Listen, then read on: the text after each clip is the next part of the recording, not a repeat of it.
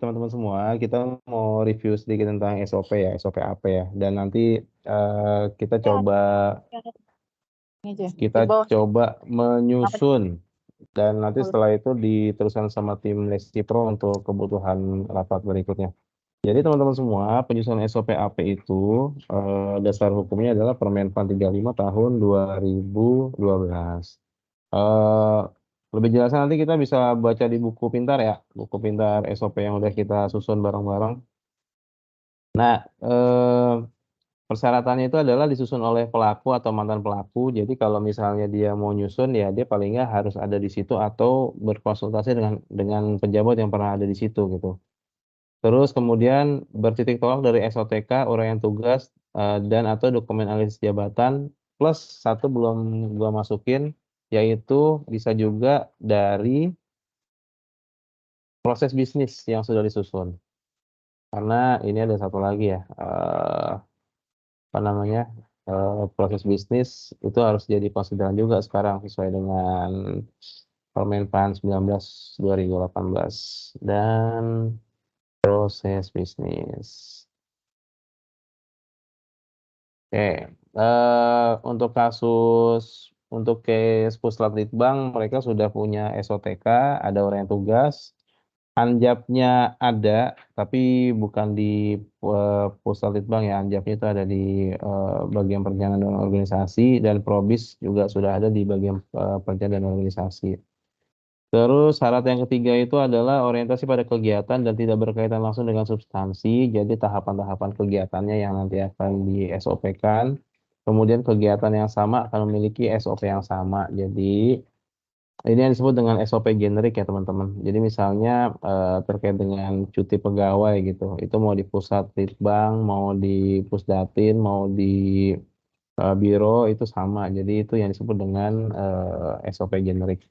Hasil kesepakatan rasional antar perlaku. Jadi nanti SOP ini kalau kita udah susun draftnya, kita serahkan ke mereka ke pusat litbang untuk dilihat, biar mereka bahas lagi apakah memang sudah sesuai gitu karena memang alur dan nanti mutu bakunya itu eh, adalah kesepakatan di antara mereka supaya mereka mau melaksanakan gitu. Jadi kalau mereka nggak sepakat dalam pelaksanaan ya mereka nanti SOP kita ya SOP yang nggak guna gitu jadinya. Oke, terus ini kegiatan dalam SOP ada 4. eh jadi ada kegiatannya itu sendiri, kemudian mencakup tugas dan fungsi. Terus nanti kita lihat ciri-ciri kegiatan dalam SOP dan ciri tertentu berdasarkan kegiatan. Eh, Kemudian SOP itu mencerminkan kegiatan, harus kegiatan yang real dan distintif. Jadi kalau kredonya itu teman-teman kalau kita nyusun SOP itu adalah tulis apa yang dilakukan dan lakukan apa yang ditulis. Jadi vice versa-nya gitu. Kita bikin SOP harus menuliskan apa yang memang sekarang dilakukan dan kemudian setelah ditulis ya harus dilakukan. Itu konsekuensi dari penyusunan SOP. Kemudian SOP secara eksplisit sudah membatasi kegiatan awal, utama dan akhir kegiatan. Jadi SOP itu sudah rigid ya, mulai dari apa namanya ada pembukanya ada penutupnya gitu. Terus mencerminkan jenis kegiatan tertentu. Nanti kita akan membedakan SOP menjadi 3, ada SOP pelayanan, SOP rutin, dan SOP penugasan. Ini apa aja bentuk dan ciri-ciri nanti kita bahas lebih lanjut. Kemudian SOP sudah mendeskripsikan ruang lingkup kegiatan, jadi ada ruang lingkup yang dibahas di situ. eh ini di skip saja, nanti bisa dibaca. Jadi kita masuk ke ciri kegiatan pelayanan. Ini nanti akan kaitannya dengan SOP pelayanan. Pertama itu adanya pemohon. Jadi karena adanya pemohon, maka dia disebut dengan kegiatan pelayanan atau nanti akan berujung pada SOP pelayanan. Pemohon itu ada 2 ya teman-teman ya. Ada pemohon yang sifatnya internal, ada pemohon yang sifatnya eksternal. Untuk pemohon yang sifatnya internal itu contohnya adalah misalnya permohonan naik pangkat gitu kan, atau permohonan kenaikan gaji berkala gitu. Itu SOP pelayanan dengan pemohon yang dari internal. Terus ada SOP yang dengan pemohon SOP dengan pemohon eksternal misalnya pembuatan kalau di MK gitu ya misalnya ada permohonan untuk berperkara itu kan ada SOP juga itu dengan pemohon yang dari eksternal. Terus ciri-ciri kedua ada inisiatif dari pihak eksternal tadi itu, karena ada pemohon dari pihak eksternal, kemudian tidak terencana. Jadi nggak direncanakan tuh, tahu-tahu ada kegiatannya, terus memerlukan syarat-syarat tertentu. Jadi, syarat-syarat itu misalnya apa yang harus diisi, data, apa yang diperlukan, dan sebagainya itu, diperlukan untuk, kegiatan pelayanan. Nah, ini nanti, kaitannya dengan, apa namanya, lebih lanjut itu adalah dengan SPP, ada yang disebut dengan SPP, Standar Pelayanan Publik, gitu. Terus, yang kedua itu adalah kegiatan rutin ya, yang SOP nanti kita bicara kegiatan rutin itu tidak diambil dari pemohon, jadi memang tugas, sehari-hari. Inisiatif dari pihak internal karena memang tugasnya dia, terencana karena sudah ada, apa namanya, rencana tahunan untuk pelaksanaan kegiatan dan tidak memerlukan syarat-syarat tertentu. Jadi misalnya, apa ya, eee, pembuatan daftar gaji gitu ya, itu kan tiap bulan memang ada dan itu udah tugasnya bagian keuangan. Jadi, itu disebut dengan kegiatan rutin yang nanti dibuatkan SOP rutin. Eee, Kemudian yang kedua misalnya rekapitulasi kehadiran gitu kan, itu juga sifatnya rutin, terencana tiap bulan dan nggak ada syarat-syarat tertentu. Nah, yang ketiga itu adalah kegiatan penugasan nanti berujung pada SOP penugasan, itu ada diawali dengan perintah, biasanya dari atasan ke bawahan, biasanya dari yang eselonnya lebih tinggi ke eselon yang lebih rendah. Kemudian ada inisiatif dari pihak internal, siapa itu? Yaitu atasan itu sendiri gitu, atau yang punya wewenang. Jadi dia memerintahkan, menugaskan, nah itu nanti masuknya ke SOP penugasan. Kemudian bisa terencana, bisa tidak terencana gitu ya teman-teman. Jadi, bisa itu memang sudah ada rencananya gitu, ada jadwalnya atau tidak ada jadwalnya. Kemudian tidak memerlukan syarat-syarat tertentu karena memang yang ditugaskan itu adalah, struktur di bawahnya gitu. Jadi memang, nggak ada syarat-syarat tertentu yang harus dipenuhi. Eee, ini ciri-ciri SOP pelayanan, ada kegiatan awal permintaan tadi udah dibahas, kemudian kegiatan utamanya adalah pemberian pelayanan, kegiatan hasilnya adalah ada bukti atau pelayanan kepada pemohon. Jadi ada yang dihasilkan dari SOP itu gitu. Jadi misalnya, ya yang famous itu kan, misalnya SOP pembuatan KTP gitu ya, itu kan ada permohonan pembuatan KTP, di akhirnya ada KTP yang diserahkan kepada pemohon gitu. Nah itu ciri-ciri SOP pelayanan. Kemudian ciri-ciri SOP rutin, ada kegiatan awal dan, dilakukan oleh penanggung jawab kegiatan. Kemudian dia sendiri SOP itu atau kegiatan tersebut adalah kegiatannya rutin, kemudian diakhiri dengan pendokumentasian secara administratif, jadi dokumentasikan. Ini, ciri-ciri kegiatan atau SOP rutin. Kemudian SOP penugasan, kegiatan awalnya ada disposisi atau ada penugasan dari atasan. Kemudian kegiatan utamanya adalah pelaksanaan tugas, kegiatan akhirnya juga sama seperti yang tadi SOP rutin ada pendokumentasian yang sifatnya administratif. Eh, Kemudian ini kita skip aja ya, kita masuk ke langkah-langkah penyusunan SOP. Pertama kita identifikasi dulu judul SOP berdasarkan tugas dan fungsi, kemudian identifikasi prosedur, langkah-langkahnya, kemudian merumuskan format SOP, dan kemudian baru menyusun, SOP AP-nya. Langkah-langkah penyusunan, SOP pertama kita identifikasi berdasarkan tugas dan fungsi. Identifikasi tugas dulu, fungsi, subfungsi, kemudian kegiatan, output, ditambah aspek itu menjadi judul SOP AP. Ini enaknya dilihat di contoh aja ya teman-teman ya, bisa sebentar ya. Ini form yang kita pakai.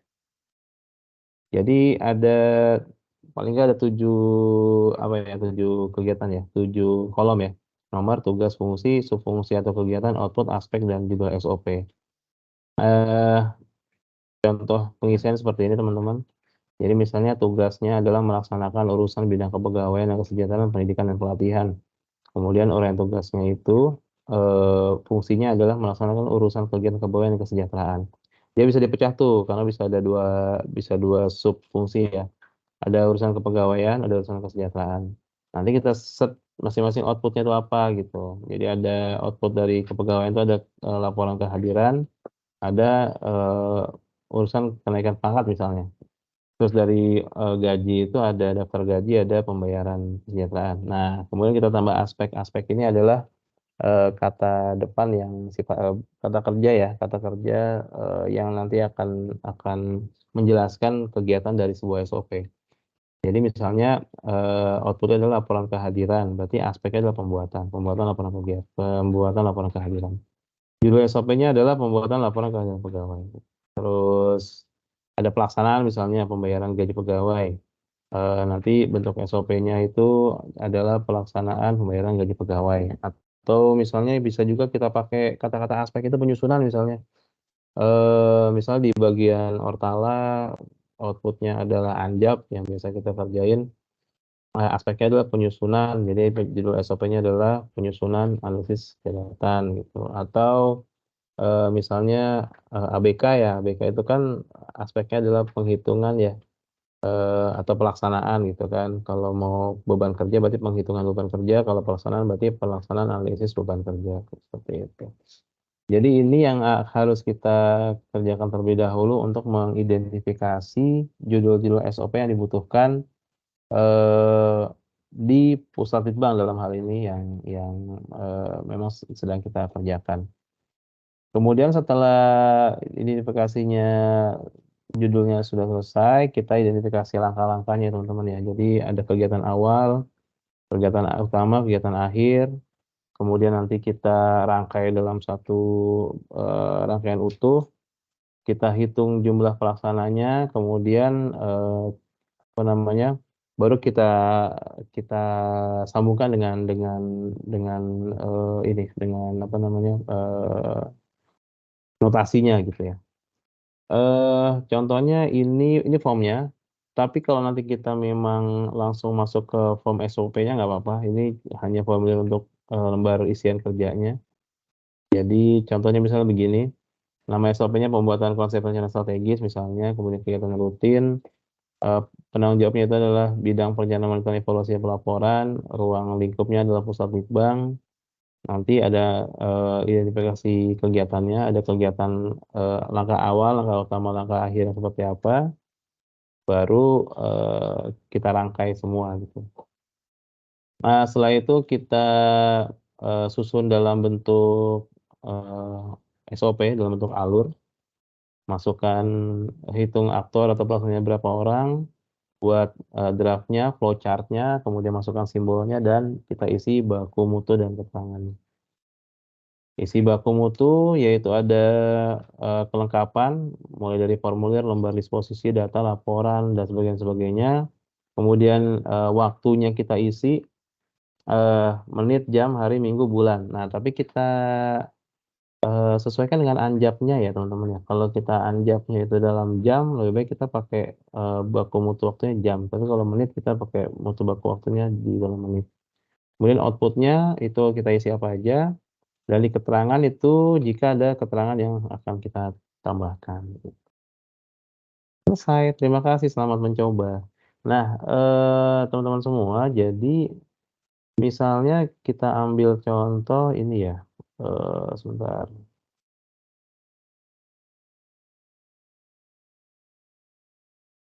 Ini salah nih. Sebentar.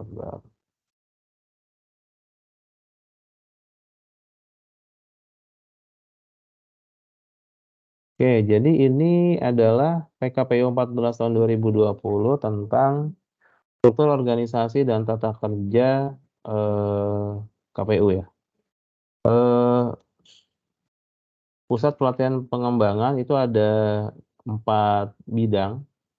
Bidang perencanaan, bidang teknis pelatihan, bidang penelitian dan pengembangan, dan satu bagian tata usaha dan umum, dan ada kelompok jabatan fungsional. Di sini ada tugas dan fungsi seperti yang tadi sudah kita diskusi di awal. Jadi misalnya ini bagian perencanaan monitoring evaluasi pelaporan mempunyai tugas melaksanakan penyusunan, koordinasi rencana program anggaran, monitoring evaluasi pelaporan, pelaksanaan kepelatihan, penelitian, dan pengembangan. Kemudian kita lihat ininya ya, apa namanya? Berarti kalau di sini misalnya kita ambil contoh bidang perencanaan monitoring evaluasi pelaporan, dia mempunyai tugas ada penyusunan dan koordinasi rencana program anggaran, monitoring, evaluasi pelaporan, penilaian pelatihan, penelitian, dan perkembangan. Nah, ini yang harus kita breakdown dulu, teman-teman. Ini harus kita breakdown dulu ke dalam format tabel.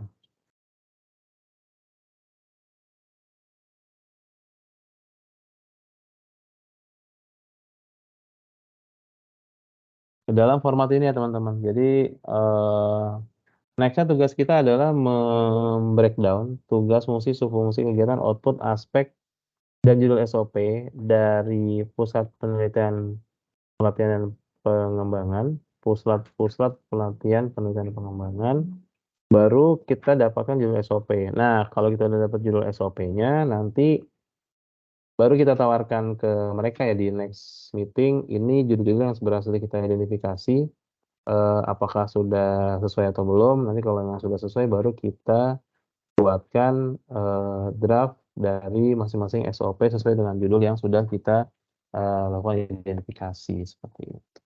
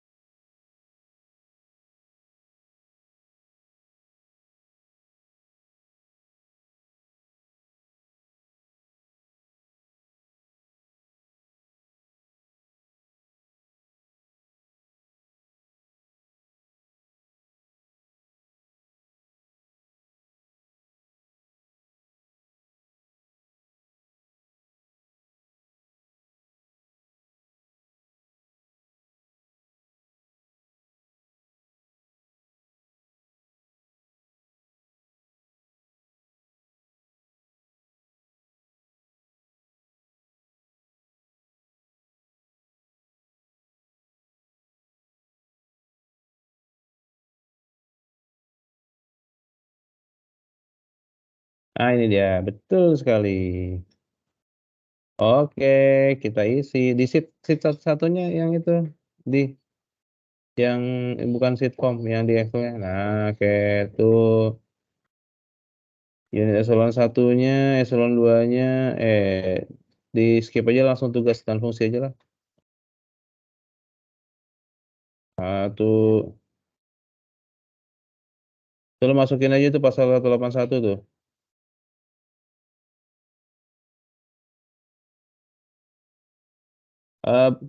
Nggak ada yang salah, Deng. Yang bawah, yang kiri bawahnya dikit deh.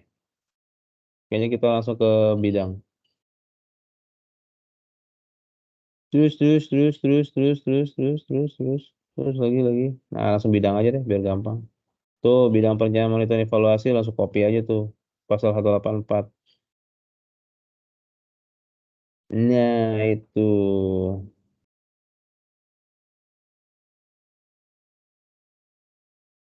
Bawahin. Sip. Ya, situ. Terus fungsinya dipecah aja tuh. Misalnya penyusunan dan rencana koordinasi. Penyusunan dan koordinasi rencana program anggaran. Monitoring, evaluasi, pelaporan, gitu.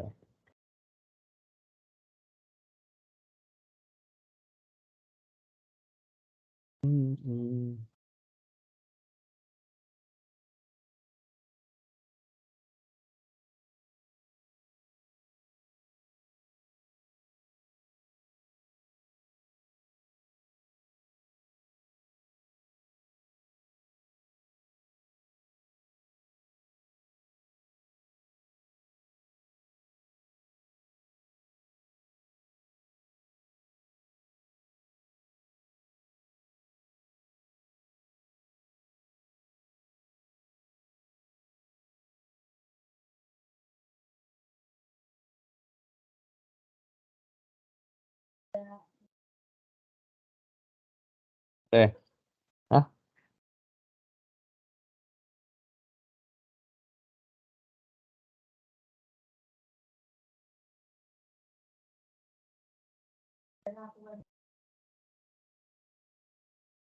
Itu uraian tugasnya di-skip, di-hide aja langsung kegiatan.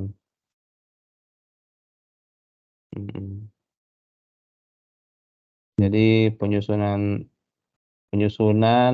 rencana program dan anggaran, koordinasi rencana program dan anggaran. Nah, output-nya apa tuh? Laporan rencana program dan anggaran, atau dokumen rencana program dan anggaran. Aspeknya penyusunan. Tapi nanti output-outputnya nanti dikonfirmasi ke mereka lagi, apa aja sih gitu. Betul. Oke, gitu guys ya. Nanti bisa dilanjutkan secara offline, karena kalau kita pantengin kayak gini jadi serasa dosen mantengin tugas.